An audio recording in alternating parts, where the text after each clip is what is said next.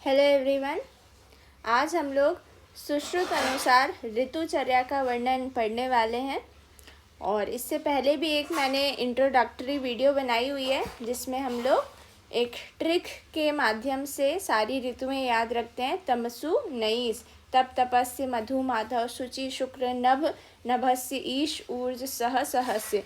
इस टाइप से हम कंपैरेटिव स्टडी पढ़ते हैं चरक की, अष्टांग हृदय की और सुश्रुत की। तो उसमें मैंने हिंदी के महीने और हेमंत, शरद, वसंत, शिशिर, ग्रीष्म इन सभी ऋतुओं के कंपैरेटिव स्टडी बताई है। एक ब्रॉड स्पेक्ट्रम मोटा मोटा बताया है, रसों का संयोग भी बताया है, उत्तरायण दक्षिणायन सभी चीज़ों का डिटेल में वर्णन किया है मैंने। तो वो आप ज़रूर वीडियो देखें। अभी हम लोग ऋतुओं के बारे में पढ़ने जा रहे हैं। तो सर्वप्रथम हमें ये याद रखना है कि जो ये ऋतुचर्या है सुश्रुत अनुसार, इसमें इन्होंने ऋतुचर्या का वर्णन न करते हुए ऋतुओं के लक्षणों का वर्णन किया है।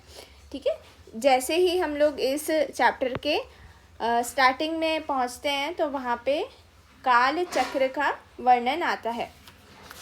तो इस चैप्टर से सबसे ज़्यादा तो जो क्वेश्चंस बनते हैं वो वायु की दिशा के बनते हैं। तो आज हम पूरा डिटेल में क्या, कौन से पुष्प, कौन से पेड़ पौधे उगते हैं, कौन सी दिशा की वायु चलती है, उसको हम लोग एक सभी अलग अलग छोटी छोटी ट्रिक्स के माध्यम से इसको पढ़ने वाले हैं। ठीक है, तो चलिए हम लोग स्टार्ट करते हैं। हमें एक चीज़ ये याद रखना है कि यहाँ पे ये हेमंत से चालू हो रहा है। ठीक है, यूजुअली हम शिशिर से पढ़ते हैं तो शिशिर से यहाँ लिखा हुआ है, बट हमें हेमंत से इसको याद रखना है कि हेमंत से आचार्य सुश्रुत ने स्टार्ट किया है। ठीक है, तो चलिए हम लोग याद रखते हैं, स्टार्ट करते हैं। तो हेमंत में उत्तर दिशा की वायु चलती है और रजो धूम आकुला शब्द आता है। ठीक है, और इसमें रौद्र, प्रियंगु, पुन्नाग आदि पुष्प होते हैं। ठीक है, तो इसको हम कैसे याद रखेंगे? हेमंत से हम हेम याद करेंगे। ठीक है, हेम से हम लोग हिमालय याद रखेंगे। ठीक है, हेमंत में वैसे भी ठंडी पड़ती है और यूजुअली नॉर्थ साइड में ज़्यादा ठंडी रहती है मैक्सिमम टाइम तक। तो हेम से हमें हिमालय याद रखना है। अब हिमालय में भगवान शिव जी ने तपस्या करी थी। ठीक है, तो हिमालय से हम लोग शिव जी याद रखेंगे। और शिव जी को प्रिय क्या है? प्रिय है उनको नाग। ठीक है, तो प्रिय से हम लोग ये प्रियंगु याद रखते हैं। प्रिय से प्रियंगु याद रखेंगे और नाग से पुन्नाग। तो यहाँ पे दो चीज़ें हमें याद हो जाएंगी, पुन्नाग और प्रियंगु। ठीक है, हिमालय से हमें हेम याद रखना है, मतलब ये हेमंत ऋतु का है। ठीक है, अब कुछ लोगों को डर लगता है नाग से, तो नाग को देखकर रोने लगे कुछ लोग, है ना। कुछ जो छोटे बच्चे थे वो नाग को देख के रोने लगते हैं। तो यहाँ पे रौद्र हो जाएगा, रौद्र। रोने से हम लोग रौद्र याद करेंगे। ठीक है, अब यहाँ पे धूम, धूम आई ना, इस टाइप से धूम, धूम चली तो रजो धूम आकुला दिशा, इस टाइप से याद रखेंगे। धूम आई, हिमालय में बहुत तेज़ हवाएं चलती हैं ठंडी ठंडी, तो ऐसे धूम आई तो रजो धूम आकुला। तो ये सिर्फ हमें एक इमेजिनरी माइंड में इसको सेट कर लेना है इस पिक्चर को। तो जैसे ही ये पिक्चर क्लिक होगी हमें सारी चीज़ें याद आ जाएंगी। हिमालय से हमें शिव जी याद आ जाएंगे और शिव जी से प्रिय क्या है? उनको नाग है, तो नाग याद हो जाएगा। ठीक है, प्रिय से प्रियंगु और नाग को देख के रोने लगे तो रौद्र, और यहाँ पे ऐसी वायु चली तो रजो धूम आकुला। ठीक है, और उत्तर दिशा में ही हिमालय है, उत्तर दिशा में, तो ये उत्तर दिशा। ऐसे भी याद कर सकते हैं कि उत्तर दिशा की वायु चली। ठीक है, उत्तर दिशा से यहाँ पे वायु आई। तो ये हमारी हो गई हेमंत ऋतु। ठीक है, एक और इसकी ट्रिक है, उससे भी याद रख सकते हैं। हे उठ गया वायु, हे से हेमंत, उठ से उत्तर, है ना। तो मैं यही सजेस्ट करूँगी कि जितनी भी चीज़ें आप लोगों को पिक्टोरियल डायग्रामेटिकली हो जाए उतना अच्छा रहता है ना, वरना तो हमें ट्रिक याद करने के लिए अलग से चीज़ें याद रखनी होती हैं। पहले ट्रिक याद करें फिर उसको डिकोड करने का याद रखें एक एक चीज़, ठीक है। तो नेक्स्ट हम लोग देखते हैं शिशिर ऋतु।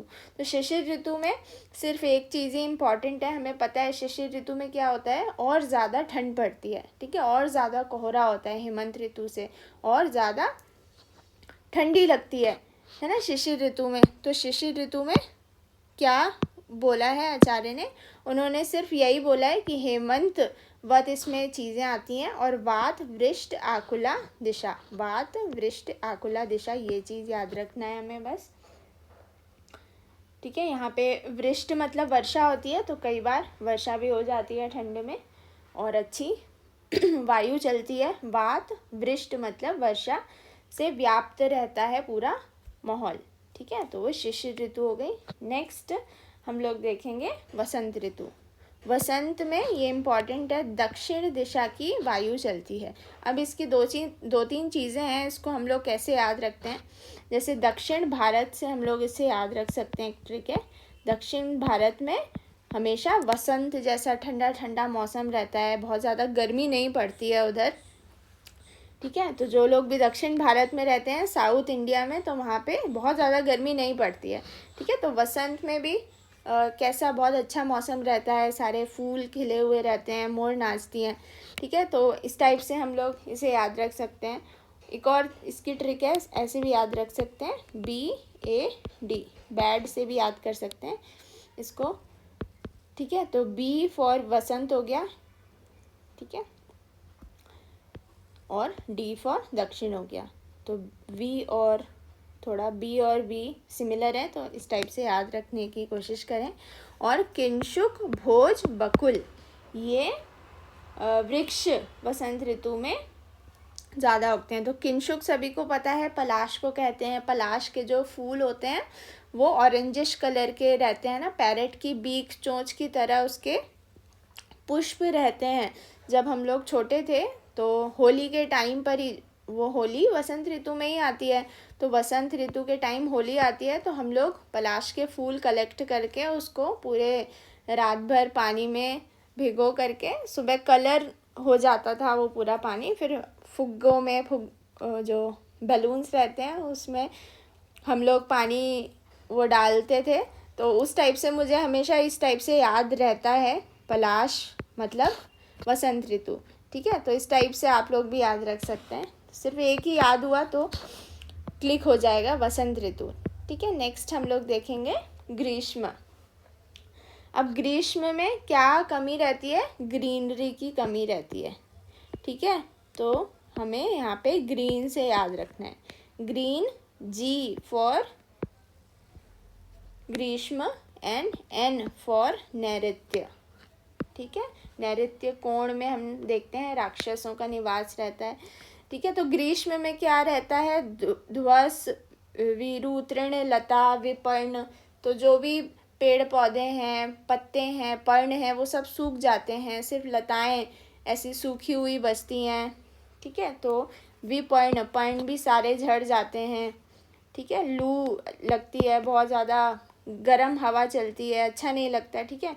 तो इस टाइप से थोड़ा याद रखें। नैऋत्य और असुखकर है ना, लू वाली वायु लगती है, तो असुखकर वो वायु होती है ग्रीष्म वाली। नेक्स्ट हम लोग देखेंगे प्रावृट। अब प्रावृट क्या है, वर्षा, ग्रीष्म और वर्षा के बीच वाली ऋतु को प्रावृट बोलते हैं आचार्य सुश्रुत, ठीक है। तो जैसे ही गर्मी ख़त्म होती है और एक आध बार बारिश होती है ना, जो स्टार्टिंग फेज है वर्षा ऋतु की, दैट इज़ प्रावृट।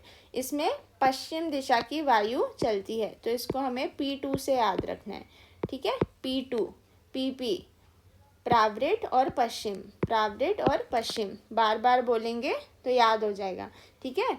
और कदम्ब से इसका स्टार्ट हो रहा है, तो कैसे याद रखेंगे, एक कदम वर्षा की ओर, ठीक है, एक कदम वर्षा की ओर।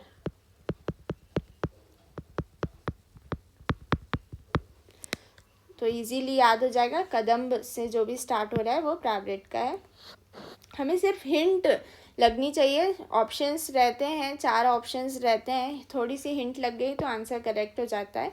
बाकी अगर इनमें से कुछ नहीं आया तो ऑड वन आउट से भी हम MCQ ऑब्जेक्टिव MCQs हम लोग सॉल्व कर सकते हैं। इसलिए थोड़ा थोड़ा हमें सबका पता होना चाहिए, ठीक है। जहाँ से मोस्टली क्वेश्चंस बनते हैं सिर्फ वही चीज़ें मैं एक्सप्लेन कर रही हूँ। तो वर्षा ऋतु की हम बात करें तो इसमें एज सच एक्यूरेटली नहीं बता रखा है कि कौन सी वायु चलती है, बट इसमें बहुशस्य उपशोभिता वर्षा ऋतु सभी को पता है, हर जगह शोभायमान वातावरण रहता है, ग्रीनरी रहती है, पत्ते रहते हैं, बहुत सारे पेड़ पौधे उग जाते हैं।